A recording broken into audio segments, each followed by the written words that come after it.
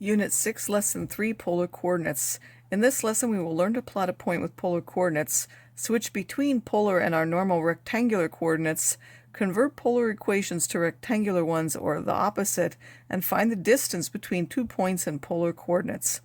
First of all, a polar coordinate system is just another way of deciding where a point is in the plane. So we start off with a pole, which is generally the point O, an origin. And then we have a polar axis, and we're going to measure how far away it is from that axis. And then first of all, we're going to go out a certain distance r from there, and then move that an angle theta to get to the point we want. So instead of starting at an origin and going a horizontal and then a vertical distance, instead we go out some distance from the polar axis and then rotate that through a particular angle theta. Polar coordinates aren't unique like rectangular ones because we can go around in different directions. We can go around more than one time. There's more than one angle that gets us there. And the way polar coordinates work, we can have a positive r or a negative r. If we give a negative r, it's on the same segment, but it's in the opposite direction. And if we have a negative theta, of course, that works like before. Positive thetas go counterclockwise, negative thetas go clockwise. So let's plot the points with given polar coordinates. This is a polar coordinate graphing system. We have 1, 2, 3, 4, 5, 6 of them that give pi over 2, so each one of these is pi over 12. You might keep that in mind as you do it. Each section is pi over 12, so this is pi over 12, 2 pi's over 12, which is pi over 6, 3 pi's over 12, which is pi over 4, 4 pi's over 12, which is pi over 3, so I know I'm somewhere on this axis because I'm going to rotate pi over 3. And then I have to go 2 units away from the center. That would bring us to this point. Now, what other pairs could I have that would also do this? Well, I could go around another pi, 2 pi, and that would still give me 1. So this is another point. I could also go around 4 pi and 6 pi. There are other ways to do it too. If I told someone 4 pi over 3, 4 pi over 3 would be on this segment, and then I would simply give it a negative radius. That would tell me to go back in the other direction.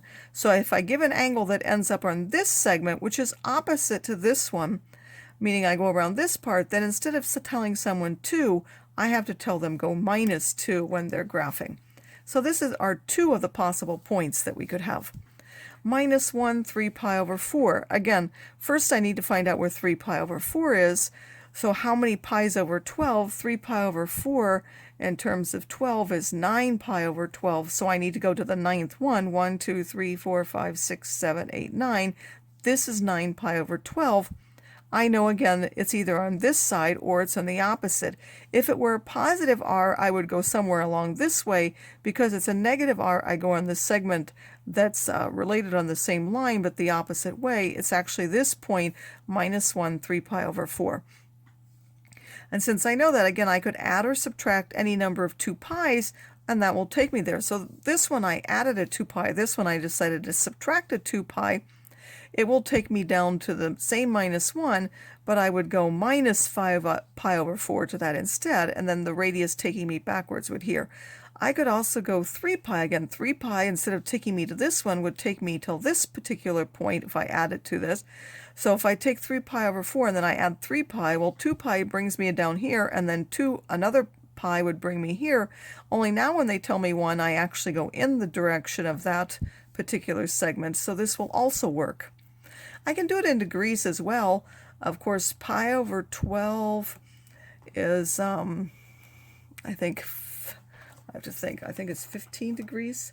So if you take pi, which is 180, and you divide by 12, that will give you 15 degrees, yes. So each one of these is either pi over 12 or 15 degrees.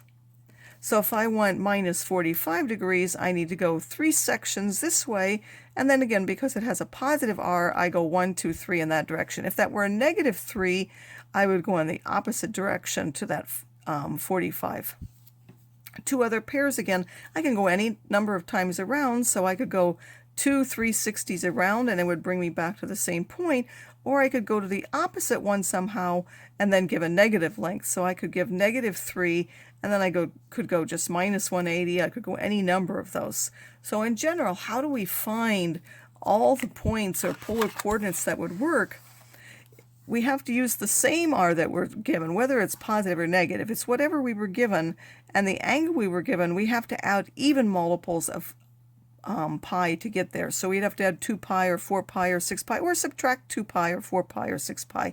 But if we go in the opposite direction, then we have to add odd multiples. Like here we added pi, here we added 3 pi or 180 or whatever it is. I'm giving this in radians, but you have to adjust it to degrees if you're given in degrees. So if I want all of the polar coordinates of a particular point, it's going to keep the, like here, we'll keep the -4, and then it will be pi over 6 plus 2 pi over m. But if I use the opposite one, which is 4, then it's pi over 6 plus, this is just telling you odd multiples. So if I put 2n plus 1, if I put in any integer n, this necessarily is an odd number. So basically this is a way of telling you the even multiples, and this is a way of telling you the odd multiples. Of course, that's for integer values. So besides graphing in polar coordinates, we also want to convert between things that are in polar coordinates. We're going to use that using equations that we've already seen before. We know that x is equal to r cosine of theta and y is equal to r sine of theta when we rotate a point, and that also x squared plus y squared is equal to r squared, and the tangent of theta is the y over the x. That will give us that r will be plus or minus the square root of x squared plus y squared, and theta is the inverse tangent of y over x plus pi over n, and that's just by the way inverse tangent works. So they can be used to convert between one another. So what if I want the rectangular coordinates of the point with these polar coordinates? Well, in this direction it's easy. I simply evaluate the r cosine of theta and r sine of theta to find those particular values. And because these were known, I could actually give the exact values, or I could give approximate values. If I'm given the rectangular coordinates, there will be multiple different ways I could write them in terms of polar coordinates. So I simply take r as plus or minus the x squared plus this will give me plus or minus pi over n. And then theta could be any one of these angles plus pi, and again, why pi? Because that's the period of the tangent when it will repeat. So this will give me minus pi over 4, and then I could add any numbers of pi n to that. So then I have to look, which quadrant is this point in? It's in the second quadrant, so in order to do that, if I went 3 pi over 4, then I would need to move in that direction, so that would be paired with the square root of 2. And then if I went plus a pi, then that would have to be, or minus a pi in this case, I would have to use the other minus in order to get the right point meaning if I went this way, if I went minus pi over 4, but I want to end up here, then I have to use a negative radius to end up here. So these are two of the possible points. Of course, there are many others.